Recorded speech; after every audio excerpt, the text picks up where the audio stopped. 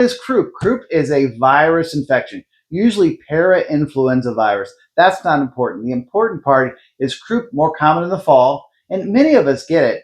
But what can happen to the youngest kids because they have a smaller airway is they wind up getting more distress. What does that look like? Not just a barky cough and a runny nose and a low-grade fever, but something called stridor. What is stridor? Stridor is a sound that sounds like this. And if you see that in your child, you should get some immediate help and go seek out a medical professional.